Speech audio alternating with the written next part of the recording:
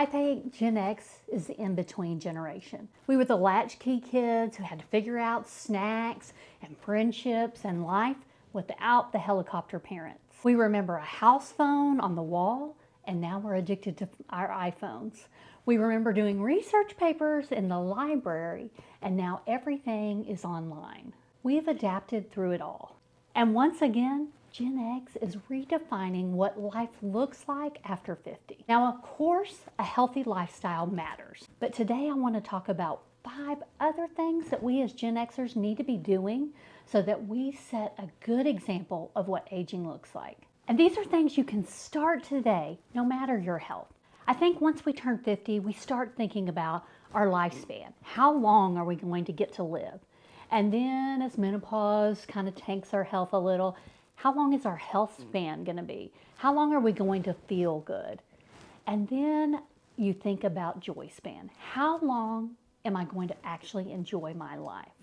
I recently read a book called Joyspan, The Art and Science of Thriving in Life's Second Half. It was written by a gerontologist and I highly recommend it. But it reinforced some of the things that I saw my relatives doing. They did certain things to increase their joy span despite the challenges of aging. And I want to share those with you today. Now, this first one is so important that if you don't get it, the other ones are going to be harder to come by. I heard the author and speaker Jon Acuff on Instagram, I think, talking about how he hated when adults kept telling teenagers that adulting is hard and no fun.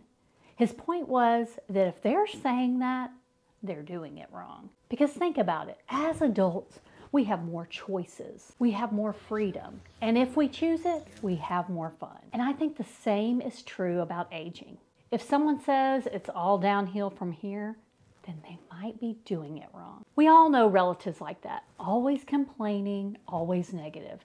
Think Archie Bunker, bitter and grouchy all the time. And then there's the Betty Whites of the world, still curious, still cracking jokes, and making the best of it. The first step to aging with joy is choosing your mindset, choosing how you think about things. Are you more optimistic or pessimistic? Decide to look for the good in things. Control what you can control and make the best of the rest. Catch yourself joining in on the getting old sucks kind of talk. It's really easy to get on that bandwagon, but your words have power. I want to get better with age. I'm making the best of this. I want to soak up all the joy I can. I recently was watching the Leanne show on Netflix. It's great if you haven't watched it. But Leanne's dad is kind of that grumpy, complaining guy, and her ex-husband is driving him to the doctor.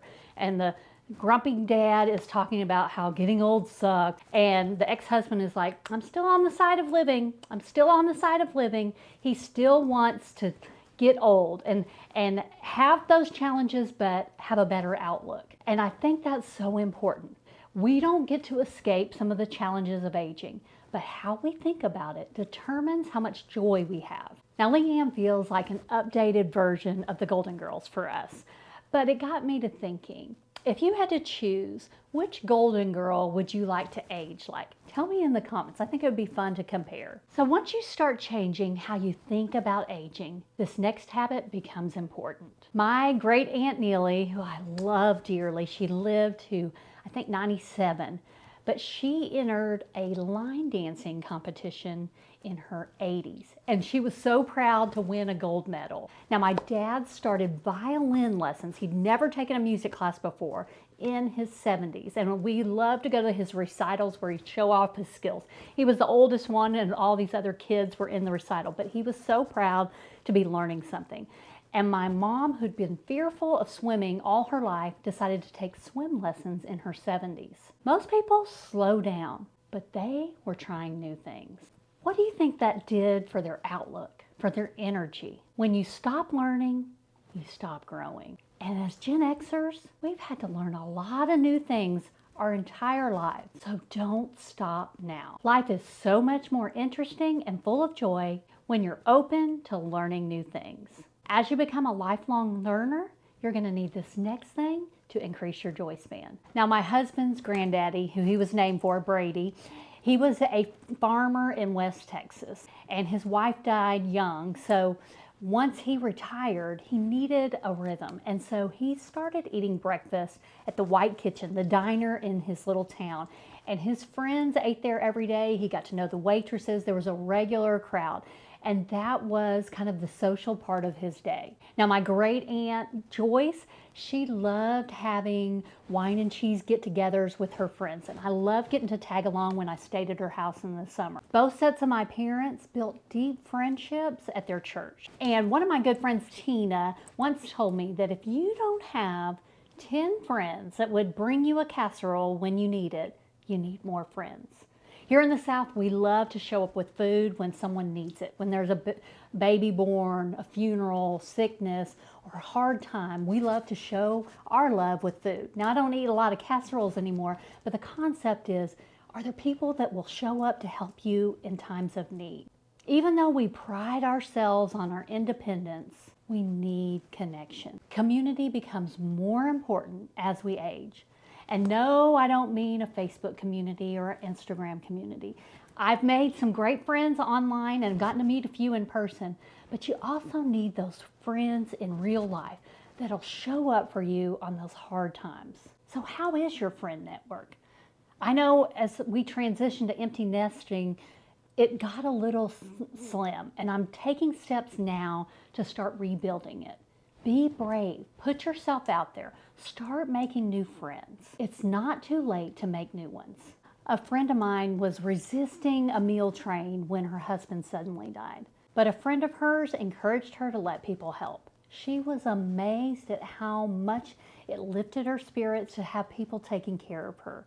So much so that now she loves giving back and doing that for others. And here's the science. In the book Joyspan, it says there was a study done that people with strong community ties had a 50% better chance of surviving a heart attack or a stroke. Connection literally saves lives. You've got to start nurturing that support network. And then you'll need this next skill to navigate the trials of aging. My grandparents died when I was young, but I was blessed with 4 great aunts that kind of stood in as grandparents. Now, my great aunt Dot and my great aunt Joyce both moved to an assisted living in my mom's town. They had 2 different perspectives. My aunt Dot moved in and she was mad that she'd lost her house, mad that she didn't have space for her things, mad that she had to be there, mad that she didn't feel good. She complained all the time. But Aunt Joyce, yeah, she was sad she didn't have her house anymore in her bigger space,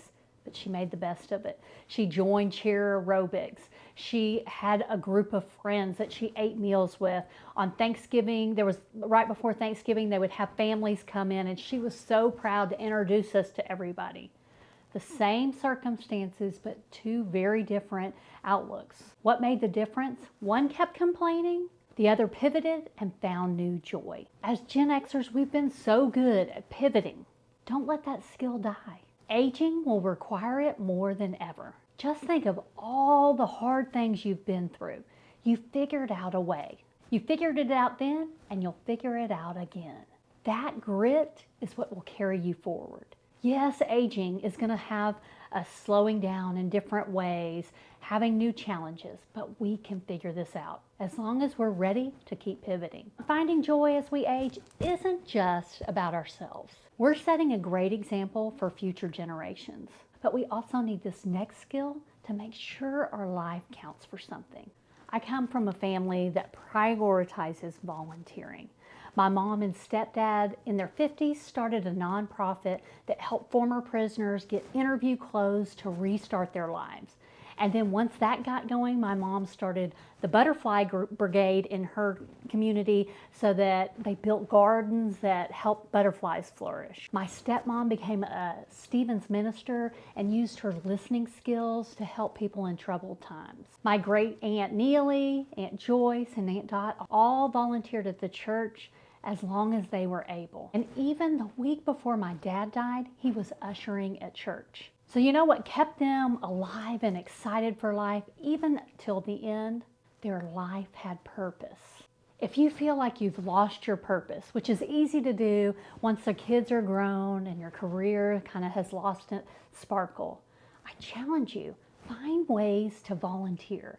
What are you interested in? What have you been through that's been hard that you figured out a way? Someone needs your help. Purpose doesn't have to be big. It just has to be you doing something for someone else. If you want more joy as you age, find ways to give back. The world needs your gifts. So Gen Xers, this is our legacy. Not just to live long, not just to stay healthy, but to show the world how to age with joy. And if you need more simple ways to add more joy into your daily life, I shared 21 little things that are bringing me joy in last week's video. You can watch it right here. Thanks for watching, and I'll see you next time.